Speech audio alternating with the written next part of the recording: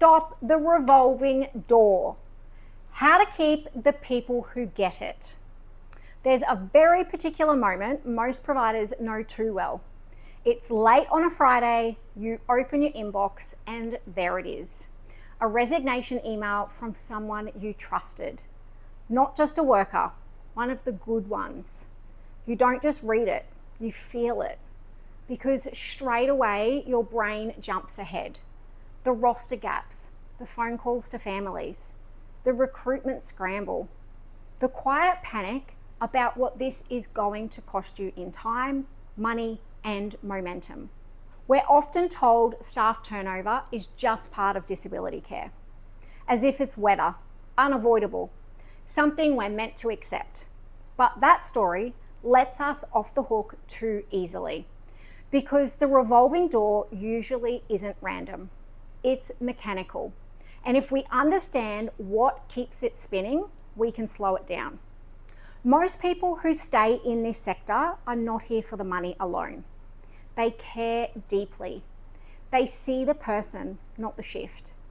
They hold emotional weight every day. They regulate situations most people never see. That work already asks a lot. What pushes good people out is not the care itself.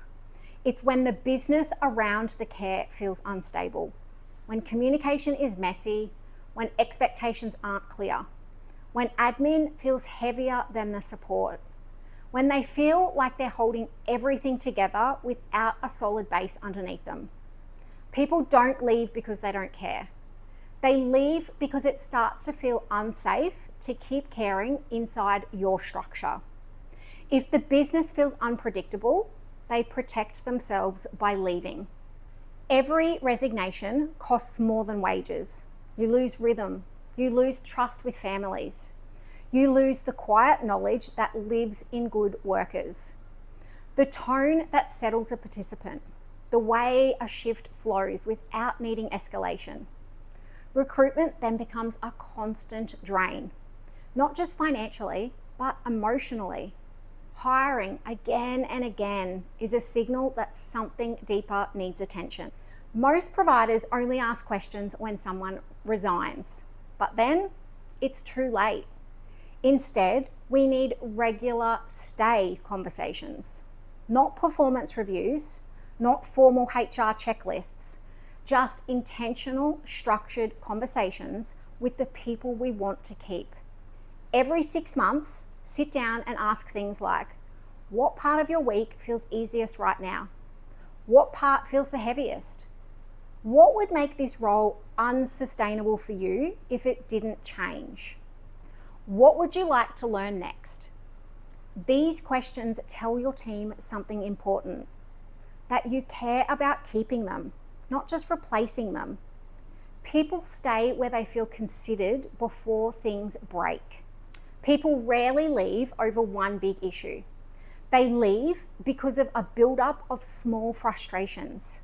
The app that never works properly, the unclear handovers, the confusion about who to call after hours, the feeling of being left to figure things out alone. Over time, that friction turns into quiet resentment.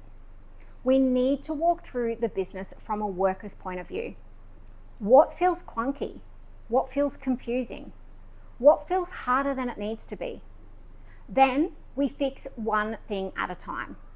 When systems feel smooth, staff can focus on care instead of coping.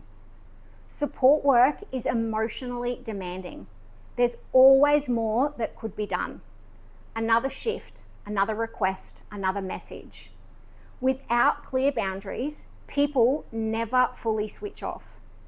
Retention improves when staff know what to expect. Clear rosters that don't constantly change. Protected days that aren't touched unless it's truly necessary. Planned debriefs after heavy periods of work. Predictability creates safety. Safety creates longevity. People don't need constant praise. They need to know the work has edges. Good workers want to feel competent and respected. That comes from clarity. clear expectations, clear documentation standards, clear decision-making pathways. When people know what good looks like and how to achieve it, confidence grows. Confidence keeps people steady, and chaos pushes them out.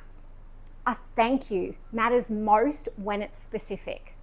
Instead of generic appreciation, name the outcome. Say things like, I saw how you handled that transition and the difference it made to the family.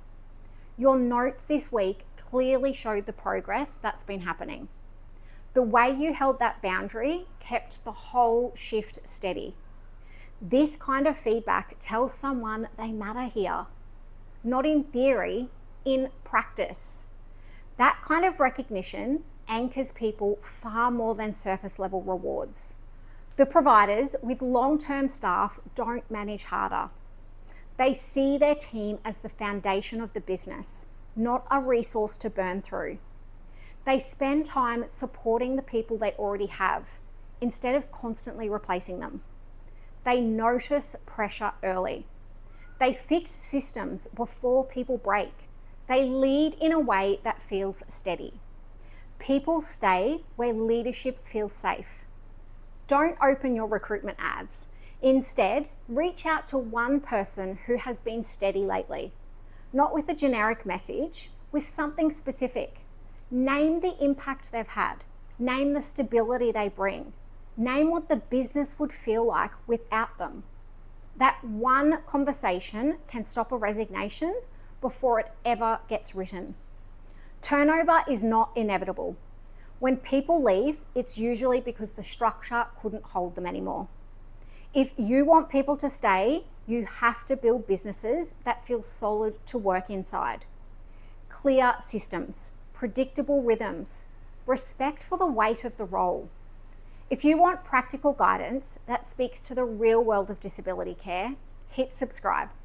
This work matters too much to keep bleeding good people. We can do better.